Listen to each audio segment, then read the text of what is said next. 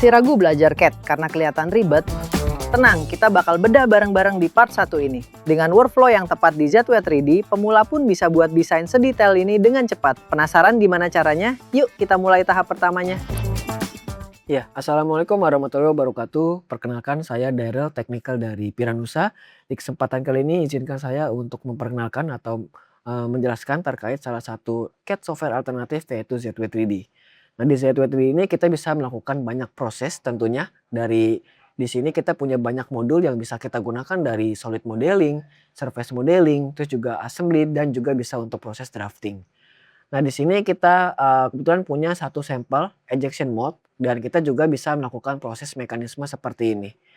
Dan biasanya di setiap desain kita biasanya menggunakan step pertama yaitu desain part, lalu kita assembly dan juga kita drafting. Nah, di sini kita coba show seperti apa workflow pembuatan part di dalam ZW 3D. Nah, kita bisa pilih file baru atau membuat file baru. Nah, di sini kita bisa show untuk toolnya. Jadi kita punya banyak modul untuk solid modeling dan bisa kita gunakan tentunya. Dan untuk pengaksesannya kita nggak harus dari toolbar, kita juga bisa dari shortcut seperti ini. Nah, untuk shortcutnya juga bisa kita customize. Nah, kebetulan di sini saya udah customize sebelumnya. Nah, kita bisa step selanjutnya kita bisa masuk ke dalam sketch. Nah, di sini biasanya setelah sketch kita bisa masuk ke dalam datum plan. Nah, setelah itu kita akan mengarah ke 2D sketch environment. Nah, di sini kita punya banyak tools, ada untuk drawing, terus juga constraint dan juga dimension. Dan di sini untuk pengaksesan juga kita bisa melalui dari shortcut seperti ini. Nah, tinggal kita atur aja, kita mau misalkan menambahkan lingkaran dengan diameter berapa, tinggal kita input aja di sini. Atau kita bisa tarik dari si panahnya, seperti itu. Lalu kita bisa tambahkan lagi semacam rectangle, seperti ini.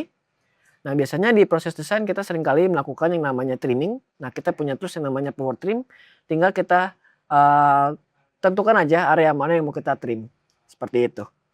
Nah, setelah kita membuat entitas, kita bisa juga menambahkan dimension. Jadi untuk dimension ini tinggal kita tentukan aja size-nya berapa.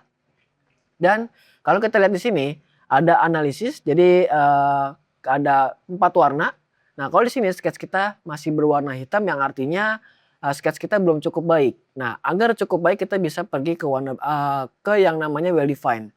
Nah, di sini kita tinggal tambahkan constraint aja.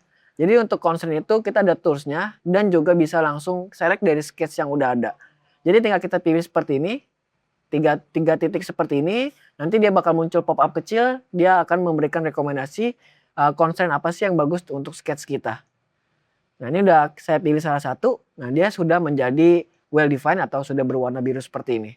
Kita bisa lanjut lagi ke step selanjutnya, kita bisa ke 3D atau ke extrude, kita bisa tentukan untuk ketinggiannya berapa. Misalkan kita masukkan dengan ketinggian 200. Kita juga bisa menambahkan detail seperti chamfer. Misalkan di sini kita bikin kemiringannya 2. Lalu kita bisa masuk lagi ke sketch yang kedua. Kita bisa pilih datum yang di tengah. Nah, untuk sketch kita nggak harus dari ZW 3D aja. Kalau kita punya sketch di dalam ZW CAD ataupun AutoCAD, kita bisa copy. Lalu kita paste ke dalam ZW 3D. Nah, ini kita coba copy seperti ini. Lalu kita paste di ZW 3D. Nah, setelah itu kita bisa trim juga area yang kita nggak perlukan. Nah, kalau kita geser sketch kita, itu dia masih bergerak atau belum cukup baik. Jadi kita perlu namanya constraint. Nah, di sini kita punya fitur yang namanya auto constraint. Tinggal kita tentukan titiknya, lalu sketch-nya. Nah, di sini sudah berwarna biru, sudah well defined, artinya sudah cukup baik. Kita bisa sesuaikan, misalkan kita mau ubah sketch-nya itu juga bisa, kita mau tambah size-nya itu juga bisa seperti itu. Oke, tinggal kita lanjut lagi ke step selanjutnya. Kita bisa tambahkan fitur yang kedua yaitu revolve. Nah, untuk revolve ini juga caranya sama dengan software lain.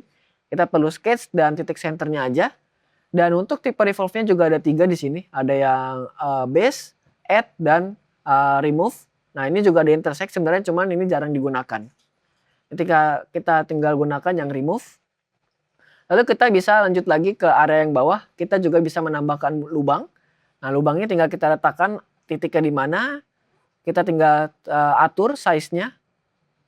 Misalkan di sini saya mau masuk input sebagai diameter 200. Nah, di sini tinggal kita hapus dulu step yang awal, kita taruh di sini. Nah, untuk tipe N-nya kita bisa sesuaikan di sini. Kita bikin yang tembus sampai ujung, lalu kita checklist.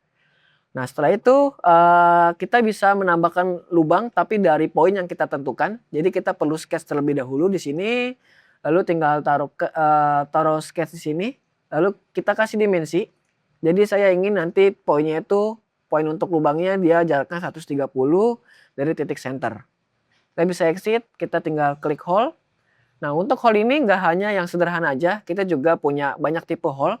Di sini bisa kita gunakan dan juga ada banyak tipe standar yang bisa kita gunakan. Nah, kita coba pilih counterbore dengan tipe standar ISO. Dan di sini untuk size-nya juga cukup lengkap, tinggal kita pilih aja. Misal kita pilih yang M20. Nah, di sini kita udah ada satu lubang, terus kita mau memperbanyak, kita juga bisa pattern si lubangnya. Kita bisa tinggal tentukan titiknya di mana. Nah, setelah itu kita bisa lihat ada dua area yang berlebihan. Kita bisa hilangkan juga di sini langsung. Nah, ini udah hilang seperti ini. Oke, di sini kita udah ada satu detail, satu design part. Nah, kita ingin membuat draftingnya. Nah, ini tinggal kita klik kanan, pilih to sheet. Nah, di sini banyak tipe kertas yang udah disediakan dan juga ngikutin dari berbagai macam standar dan juga bisa di customize. Nah, kebetulan di sini ada satu customize yang sudah saya buat sebelumnya, tinggal kita pilih aja. Lalu tinggal kita letakkan si part itu mau di mana. Misalkan saya ubah skalanya 1:3 seperti ini. Ternyata membuat model yang kompleks bisa jadi sesimpel itu kalau pakai fitur yang tepat di ZW3D. Jika Anda ingin meningkatkan produktivitas desain di kantor, tim Piranusa siap membantu memberikan demo produk secara gratis. Hubungi Piranusa untuk penawaran spesial.